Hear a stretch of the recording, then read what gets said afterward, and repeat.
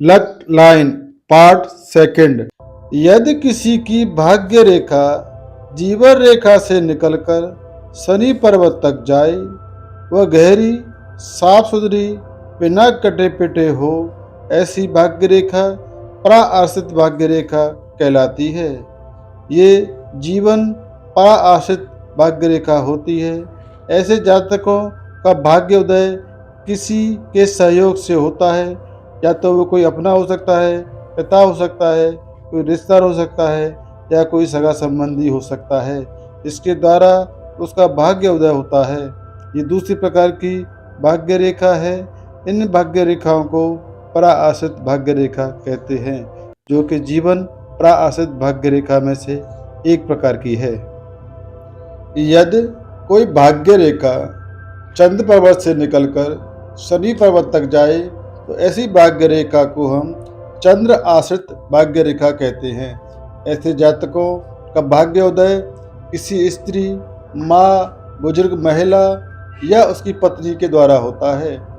यदि किसी की भाग्य रेखा वरुण पर्वत से निकलकर शनि पर्वत तक जाए, तो ऐसी भाग्य रेखा को हम वरुण आश्रित भाग्य रेखा कहते हैं। इसका संबंध आकाश से होता है। ऐसे भाग्य रेखा वाले जातक बचपन में काफ़ी उदासी, कमज़ोर और साधारण से प्रतीत होते हैं, और उनको बाल्यकाल में काफ़ी मुसीबतों का सामना भी करना पड़ता है। कई बार उनकी शिक्षा अधूरी रह जाती है, लेकिन जैसे जैसे उनकी उम्र बढ़ती है, इनकी बुद्धि में निखार आता है और ये अपनी मेहनत के बल से काफ़ी आगे तक जाते हैं और दुनिया में यश और सम्मान बहुत पाते हैं।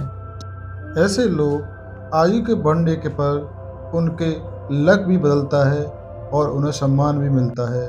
उनका लक अच्छा हो जाता है और उन्हें धन संपदा से पूर्ण कर देता है। ऐसी भाग्य रेखा चौथी प्रकार की होती है, जो प्रजापति पर्वत से निकलकर शनि पर्वत तक जाती है। ऐसे जातकों बड़े बहादुर और बहुत ही हिम्मती होते हैं। इनका संबंध आकाश से होता है। ये वायुसेना में या आकाश संबंधित कोई भी कार्य कर सकते हैं। खगोल वैज्ञानिक और अंतरिक्ष विज्ञानी, वायुसेना अधिकारी या पायलट या कोई भी, यानी कि कोई आकाश से संबंधित कोई भी कार्य हो सकता है। ये बहुत ही मेहनती होते हैं और बहुत ही हिम्मती होते हैं। ये विपरीत से विपरीत परिस्थिति में अपना धैर्य नहीं खोते। ये लोग युद्ध क्षेत्र या रण क्षेत्र में भी अदम्य साहस दिखाते हैं और सरकार से मेडल या सम्मान भी पाते हैं। कितनी भी विपरीत परिस्थिति हो, ये अपना धैर्य कभी नहीं खोते।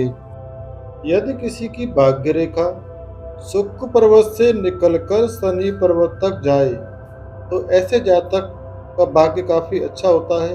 उनका भाग्य जो जागृत होता है, वो विवाह के बाद होता है।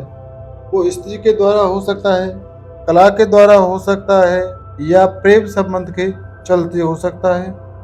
ऐसे जातकों का भाग्य जो है 22 से लेके 28 साल की आयु में चमकता है। इनका भाग्य पत्नी के सहयोग या कला के संबंध से होता है, या कह सकते हैं प्रेम संबंध के चलते भी हो सकता है। ये भाग्य रेखा जीवन में एक बार कष्ट जरूर देती है।